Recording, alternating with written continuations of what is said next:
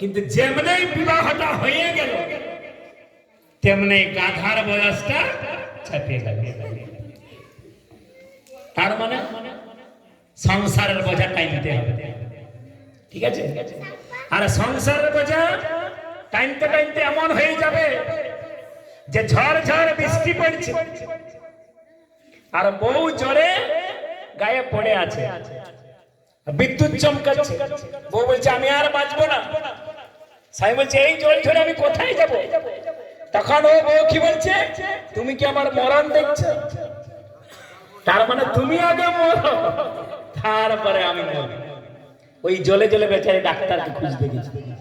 তার মানে ভাবো কি কত আমরা, এটাকে বলা হচ্ছে আমরা কি করি, সংসারে খাটতে থাকি। হ্যাঁ, সংসারে প্রচন্ড খাটাখাটনি করে।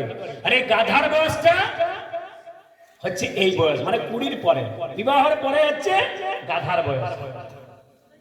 তারপরে এমন একটা বয়স আসবে যখন কুকুরের মতো আমাকে এইখানে আর ওইখানে যেতে হবে। আমার দুটো ছেলে, এ 15 দিন খাওয়াই, ও 15 দিন খাওয়াই।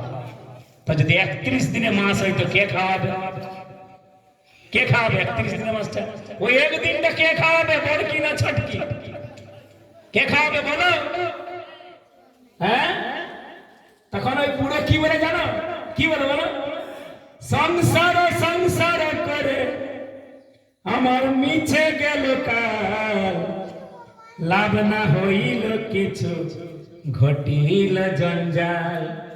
মানে এই যে এদের জন্য আমি এত কিছু করলাম, ঘর বাড়ি দলান টাকা পয়সা এদের জন্য সবকিছু ব্যাংক ব্যালেন্স ভরে দিলাম, কিন্তু আজ ছটকি বলছে যে আমি তো বলেছি 15 দিন খাওয়াবো।